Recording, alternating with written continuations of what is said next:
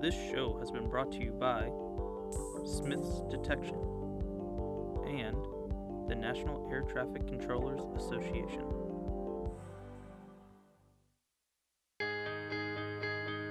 My voice is the voice that guides you home safely each and every day.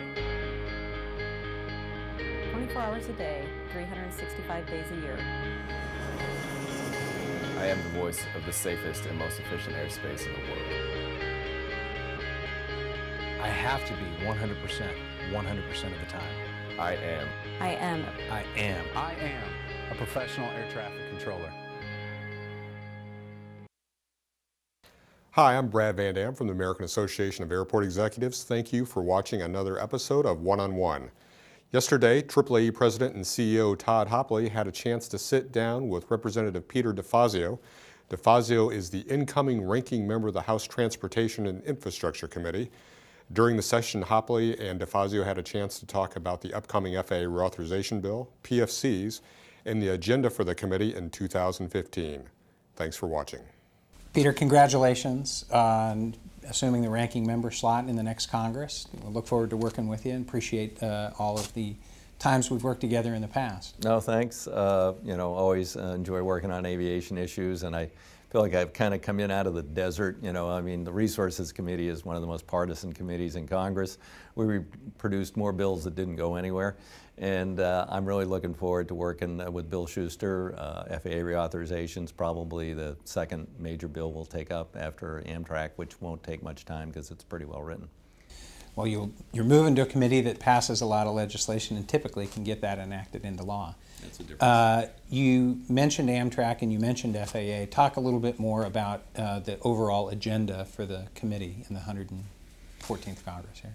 Well, obviously Bill calls the shots, but we've talked a bit.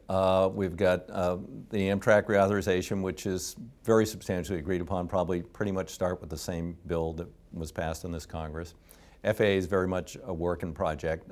Bill is determined to make it an iterative bill, essentially transformative. The question is to what and how. And that's going to be a very, very interesting discussion. First we have to identify what problems it is we're trying to solve. If you're talking about productivity of our air traffic controllers, which is the last sort of battle I had with John Mica 8 years ago, that's not the issue. They are as productive as the people in NAV Canada, comparable price per operation, et cetera, and safe. If you're talking about the FAA being the agency in the government worst at procurement, worse than the Pentagon, that's a problem to solve. And then, also the problems with sequestration and furloughs and all that. So how can we prevent those kind of disruptions in the future? How can we continue to have one of the most productive and safest air traffic control systems in the country? And how do we, set a definable, certain path toward next gen and stop, wandering around out there like the blind man trying to figure out what is next gen. And I visited the air traffic controllers workstation of the future when I was a freshman member of Congress with Aviation Subcommittee Chairman Norm Mineta. And we still don't have that. It's been 28 years. This is going to get solved. So we're going to be looking at different models and different ways to approach this. It's going to be a very interesting discussion, and no one has a solution yet, so any ideas folks have, would love to hear. I want to circle back to FAA reauthorization in a minute, but what I didn't hear you talk about was the highway bill. Oh, well, that's next, of course. FAA is very important. It's, aviation, depending on whose numbers you use, is somewhere between 8 and 12% of the economy, aviation-related services and everything. But surface could be a real driver toward recovering our economy, dealing with underemployment, unemployment, with all the things that we're still suffering as a fallout from 2008. I've been trying since I chaired the subcommittee in 06 till 10 to write a 21st century surface transportation bill, something that we're pretty much just been small changes, from what we did in the Eisenhower era. Well, now we have to rebuild everything we built in the Eisenhower era, and we have to figure out how to build out a 21st century system that's less congested, more efficient, that's world-class so we can compete in the world economy. And that's a tough nut to crack. I think we could hammer out the policy stuff in a pretty short period of time. Revenues are going to be tough. And I put forward everything I can come up with for revenues. My current approach, just to confuse people, is to allow the Republicans to say they did away with the tax, do away with the retail gas tax, and then tax the fraction of a barrel of oil that flows into the refinery that only goes to currently taxable surface transportation uses. So I don't get in a war with the aviation folks. I don't get in a war with manufacturers, farmers, school buses, all the things that are exempt now, heating oil, none of that. Just say, but tax it by the barrel, and then index that tax to construction cost inflation, fleet fuel economy.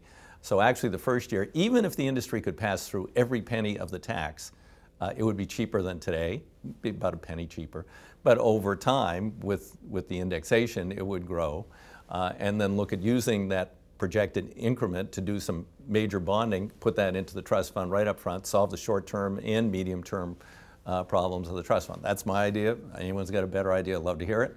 But we got to get past this idea. I mean, you get all these things are floating around. We're going to devolve. We're going to devolve. Well, I have a poster. I should have brought it. It's an aerial photograph, Life magazine, 1956.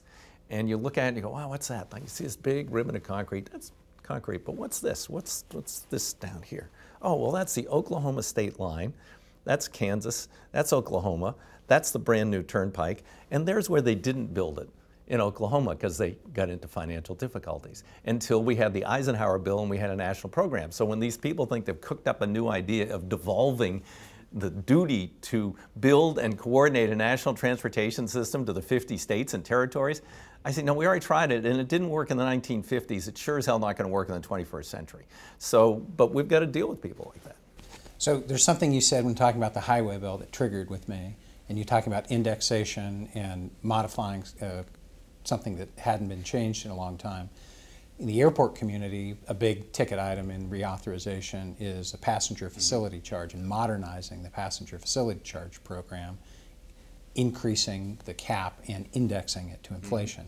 You've had some experience with the PFC program. In fact, many consider you to be the father of the program in 1990. I believe I was the lead Democratic sponsor and author, actually brought about by my own personal experience. I mean, I live in Springfield, Eugene, bonded and spent for a beautiful new airport.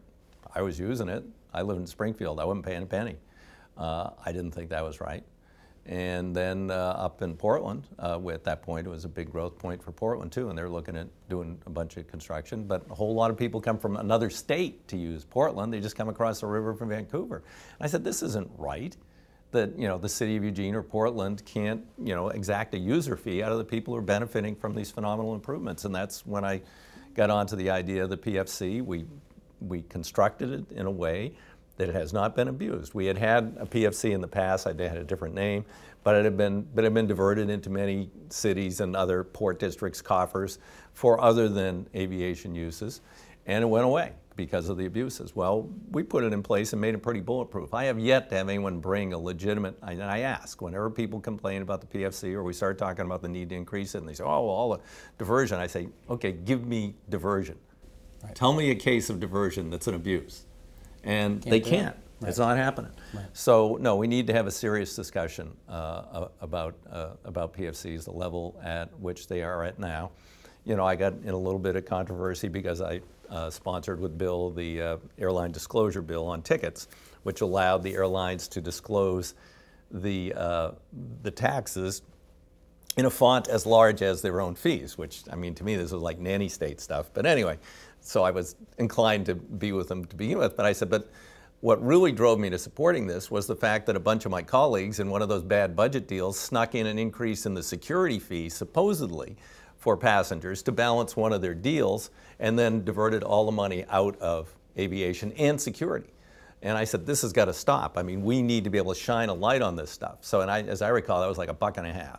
And so just think if we'd been able to put that $1.50 on the PFC, what we could have done with it instead of whatever they did with it, which I don't even know. Right. One of the beauties of the PFC is that money is raised locally, collected locally, spent locally in the system. Yeah. Right. Yeah. So a PFC today, $4.50 PFC is worth about $2.50. Sure. I heard you just say like we the need 18.3 cent gas Yeah. tax. So what I heard you say was we need to have a discussion about it. Yeah. Are you prepared to say you support an increase in the PFC? I'm working on ways to overcome some of the resistance to reasonable and targeted increases in the PFC. We appreciate your help on And that. I don't want to go into much more now. I'm filling in the details. Would look forward to working with Sure. you on that. Yeah. You talked about air traffic control modernization as well, and that's an issue that has been with you since you came to Congress. Right. Is that something, do you really think we can get a transformational, as the chairman hopes for, a transformational solution on air traffic control modernization in this bill? Well, we got to, again, identify the problem. And to me, the biggest problem I'm aware of is the procurement practices of the FAA. And I mean, I was just talking to Mark Reese from CTAC, and the day before I was talking to the CEO of Alaska and talking about the Green Skies Initiative. 5 years in, one approach. You know, I mean, it can't take 5 years. If Next Gen is going to lead us to the Green Skies, I mean, you can't just take 5 years per airport. I mean, how many airports are? I mean, now they're focusing on New York, New Jersey. I say, like, why don't you work on places that we can solve, and then let's get to the toughest things. So I just think there's tremendous management issues at the FAA. But you know, people are mixing it up with the agenda of privatizing air traffic control itself, which is, to me, a very vital and basic government function controlling the integrity of our skies, you know, for national security and commercial and other purposes. And, you know, I mean, you're going to have to, I don't see that as being necessary except for the problems with sequestration and furloughs and all that junk. And if we could get mandatory spending for operations, and if we could straighten out the procurement issues, I think you know, we'd all come out ahead and people would be pretty happy. But you know, something major has to change with the way the procurement is done. It's too piecemeal now. It's always evolving. I mean, I said to Huerta the last time he was in, I said, you know, can't you just like say, okay, it's now 2014, we've got some really good technology, we know it works, we know it works, we know what we could put in place now with Next Gen. Yeah, you're right, the day after tomorrow, someone's gonna come up with something else, and oh, well, how about we put that in too? I said, no, how about something that would work, could work, that we can coordinate with the EU, have common equipment, common standards, and then also build in enough flexibility so when new things do come along, you know, we can plug it in. But we've got to settle on something here. I mean, it's just, you know, I don't know how many times I've sat there with the GAO coming in with yet another. I mean, they must have a stack of reports on Next Gen that's at least that high. 23 extensions the last time around, not Congress's finest moment. Yeah. So walk us through how we get to the promised land this time around. Well, like I say, it's you know, one of the chairman's highest priorities, and he and I have already had some preliminary discussions about the scope of what we want to do. You know, you know, I'm beginning to re-engage in discussions with the major players, and you know, come up with my own ideas, and then, you know, sit down with Bill and see how we just move this thing along. But the hope is to have something done by late spring, and Have a bill. Yeah. Late spring. So just to wrap up, because we're just about out of time, if I heard you right, the sequencing out of the committee in January, Amtrak, easy. FAA, then we got surface. Yeah, we also have pipeline materials hazards, you know, PIMPSHA, and there's a big issue with oil tank cars that may crowd in there somewhere. Hazmat transportation, that's got to get dealt with. But early consideration of FAA reauthorization. Yep. No, I would say as soon as we do what should be easy, which is Amtrak, then we're going to put a major focus on FAA. But meanwhile, you know, we can walk and chew gum. We'll be working on these other things too. Peter, thank you very much Yeah. for your time. Congratulations again on the ranking member slot. We look forward to working with you, the chairman, and the members of the committee on this important FAA reauthorization bill next year. Great. Thanks. Thank you. Thank you.